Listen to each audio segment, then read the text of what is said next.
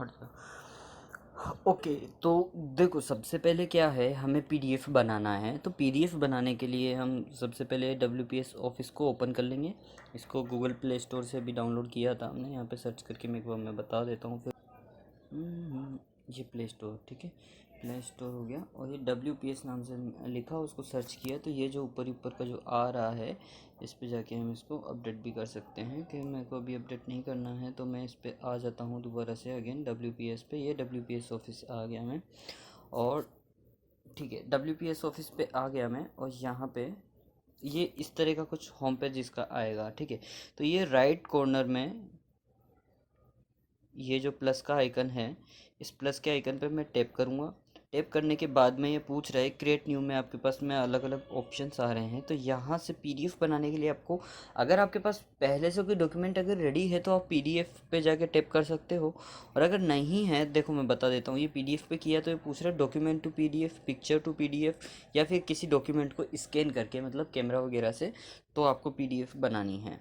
पर अगर आपको कोई चीज़ लिख के और टाइप करके पीडीएफ बनानी है तो उसके लिए आपको पहले डॉक्यूमेंट तैयार तैयार करना पड़ेगा, तब जाके आप डॉक्यूमेंट टू पीडीएफ कर सकते हो। तो इसके लिए मैं बैक ले लूँगा। बैक लेने के बाद में दो अगेन प्लस पे, प्लस के आइकन पे टैप करूँगा। उसके बाद में जो ये फर्स्ट आइकन जो आपको दिख रहा है डॉक्यूमेंट का, मैं इसके ऊपर जाऊँगा और इसके ऊपर जाके और टैप करूँगा। टैप करने के बाद में ये इस तरह का कुछ आ जाएगा। यहाँ से हम अलग अलग फॉर्मेट या फिर कुछ टेम्पलेट्स वगैरह को सेलेक्ट कर सकते हैं। बट अगर वो हमें नहीं करना है, कुछ सिंपल डिजाइंस वगैरह कलरफुल वगैरह का यहाँ से सेलेक्ट करना हो तो हम कर सकते हैं। पर अगर वो नहीं करना है तो आप यहाँ से ब्लैंक सेलेक्ट कर लीजिए। ब्लैंक सेलेक्ट करने के बाद में ओके, इसको ओपन हो जाने देते हैं। तो ये हो चुका है ओपन, हो जाओ ओपन। ओके, तो ये ओपन हो गया है, ठीक है। अब इसको ओपन होने के बाद में अब आप यहाँ से क्या कर सकते हैं, आप इसको कुछ भी, आपको जो भी टाइप करना हो, आपका नेम वगैरह और डॉक्यूमेंट वगैरह, मतलब कुछ भी, ठीक है, डोकू फोकू हो गया। और अब जैसे कि मान लो ये सब तो हो गया। अब इसके अलावा मैं वैसे शॉर्ट में आपको बता देता हूँ कि फ़ाइल कैसे कैसे बनाते हैं। एक्चुअली वैसे आपको आता होगा, और अगर नहीं आता है तो मैं आपको थोड़ा सा शॉर्ट में बता देता हूँ कि देखो कहाँ से आप क्या क्या कर सकते हो। वो तो फिर आपको कर करके ही देखना पड़ेगा, क्योंकि अगर मैं एक एक चीज़ बताने लगा तो ट्यूटोरियल बहुत ज़्यादा लंबा हो जाएगा, जो कि ठीक नहीं रहेगा। तो ये जो आइकन है, एक सेकंड बताता हूँ दोबारा से। ये जो राइट में जो ये आइकन दिख रहा है आपको, ये वाला, हाँ ये वाला, ठीक है। तो इसके ऊपर टैप किया, इसको टैप करने के बाद में, और ये कुछ इस तरह का आया। तो यहाँ पे आप देखो ये फ़ॉन्ट का साइज़ आप सेलेक्ट कर सकते हो, जो कि अभी 11, मतलब 11 आ रहा है। यहाँ से आप फ़ॉन्ट सेलेक्ट कर सकते हो, अलग अलग जो फ़ॉन्ट होते हैं, कोई सा भी फ़ॉन्ट आप, टाइम्स न्यू रोमन वगैरह, और जो कि कुछ भी, ठीक है, कोई भी आप फ़ॉन्ट, जो फ़ॉन्ट नहीं हो उसको डाउनलोड कर सकते हो, कोई सा भी, ठीक है। हिंदी इंग्लिश वगैरह आपको सब कुछ करना हो तो वो सब कुछ, हिंदी करने के लिए कुछ थोड़ा सा अलग कुछ करना पड़ता है, मतलब फ़ॉन्ट पहले डाउनलोड करने पड़ेंगे आपको वो सब कुछ, ठीक है। वो हो गया। इसके अलावा आप यहाँ से देखो फाइल आ गया, इंसर्ट आ गया, व्यू हो गया, प्रीव्यू हो गया, पेन हो गया। तो ये सारे के सारे टूल्स हैं एक्चुअली, ठीक है। तो ये अब यहाँ से देखा जाए तो आप यहाँ से टेक्स्ट कलर सेलेक्ट कर सकते हैं, ठीक है। यहाँ से हाईलाइट वगैरह हो गया, मल्टी, ये अब देखो, अब यहाँ से आप जो है अलाइनमेंट सेलेक्ट कर सकते हैं, ठीक है। तो अलाइनमेंट अभी आप देखो, अलाइनमेंट जो है वो लेफ़्ट टू राइट है, ये वाला। आप अगर यहाँ से सेंटर कर दोगे तो सेंटर आ जाएगा, यहाँ से जो है राइट टू लेफ़्ट आ जाएगा। तो इस तरह से आप इनको अलाइनमेंट वगैरह सेट कर सकते हो। और ये आपका bold, italic, underline, strikethrough वगैरह तो ये है ही सही। इसके अलावा आप यहाँ से जाके फाइल को सेव एज, एक्सपोर्ट वगैरह, ये सब कुछ आप यहाँ से कर सकते हो। इंसर्ट, अगर आपको कोई पिक्चर इंसर्ट करनी है, टेक्स्ट बॉक्स इंसर्ट करना है, टेबल, टेबल का मतलब मैं आपको बता देता हूँ शॉर्ट में। टेबल और कुछ नहीं, कॉलम एंड रोज, ठीक है।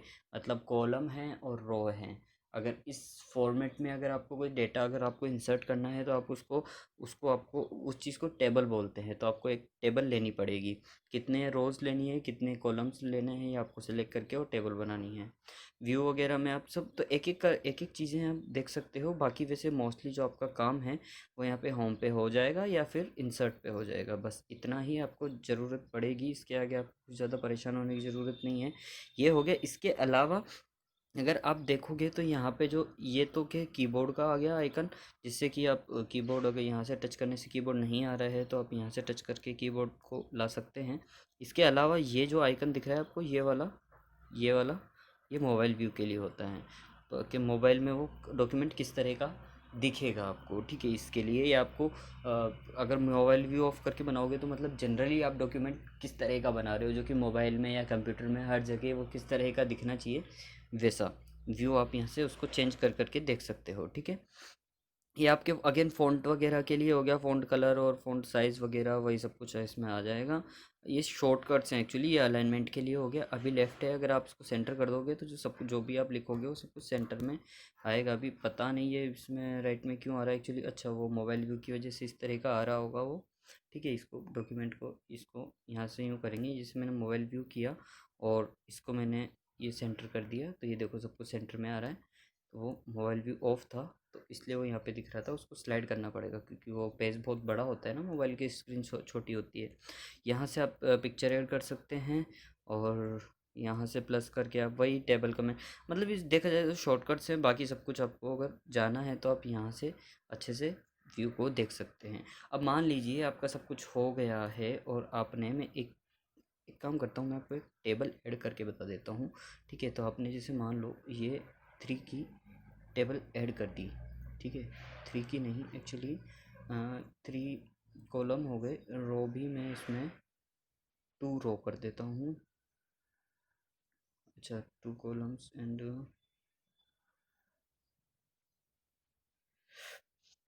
ओके, ठीक है। ये आपकी टेबल हो गई। तो ये हो गई, इसको आप जूम इन जूम आउट वगैरह कर सकते हो पिंच करके, ये पिंच पिंच आउट पिंच इन इस तरह से करके। अब यहाँ से अब जैसे कि आपने टेबल फॉर्मेट का क्या होता है, जैसे नाम है तो अब आप यहाँ पे नाम लिख दोगे, आपका जो भी आपका नाम है, जैसे कि क्या कुछ भी नाम हो सकता है आपका,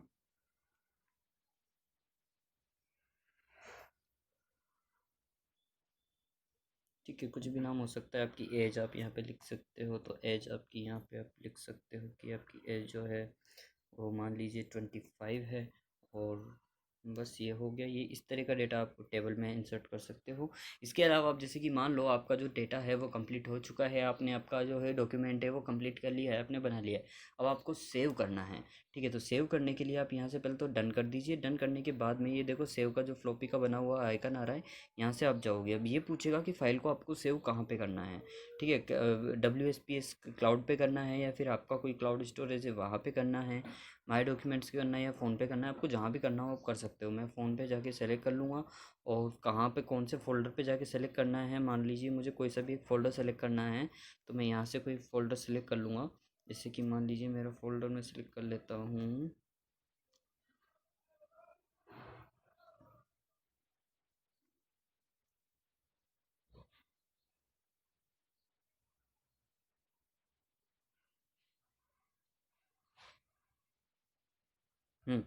ठीक है। ये मैंने फ़ोल्डर सेलेक्ट कर लिया। फ़ोल्डर सेलेक्ट करने के बाद में आप चाहें तो यहाँ पे एक नया फ़ोल्डर भी बना सकते हैं। जैसे कि मैंने एक न्यू फ़ोल्डर बना दिया और यहाँ पे मैं लिख दूँगा माय डॉक्यूमेंट्स, माय डॉक्स कर देता हूँ मैं एक्चुअली, माय डॉक्स, ठीक है। ओके कर दिया मैंने माय डॉक्स के। अब ये माय डॉक्स के अंदर वो सेव हो जाएगा।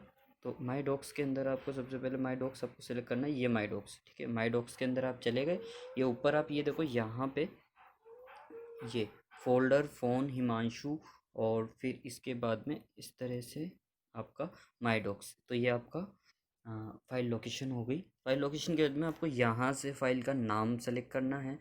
तो फ़ाइल नेम जैसे कि मैं कर देता हूँ फर्स्ट फाइल या फिर डेमो कर देता हूँ, ठीक है। तो फाइल डेमो फाइल। अब डेमो फाइल में देखो ये वैसे तो डॉक फाइल आ रही है, अब डॉक की जगह आप इसको डॉक्स भी कर सकते हो, TXT टेक्स्ट फाइल भी बना सकते हो। बट अगर आपको PDF चाहिए तो आप यहाँ से PDF सेलेक्ट कर लो और एक्सपोर्ट कर दो PDF के अंदर। इसको मैं कैंसिल कर देता हूँ, एक्सपोर्ट कर दो PDF के अंदर। ये हो गया और ये सेव हो गई और ये आपकी फ़ाइल बन चुकी है।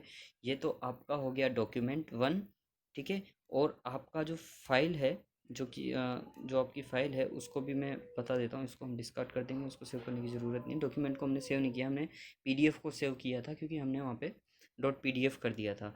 डॉक्यूमेंट को सेव करना हो तो आप अगेन डॉक्यूमेंट को सेव कर सकते हैं। इसके अलावा इसको तो कर दीजिए बंद। अब मैं जाता हूँ आपकी उस फाइल लोकेशन के ऊपर। फाइल लोकेशन के ऊपर जाने के लिए मैं ओपन करूँगा अपना फाइल मैनेजर। ठीक है, तो फाइल मैनेजर मैंने ओपन किया। फाइल मैनेजर ओपन करने के बाद में और मैं अपने अगेन उसी फोल्डर के अंदर जाऊँगा। तो उसी फोल्डर का नाम था जो मेरा,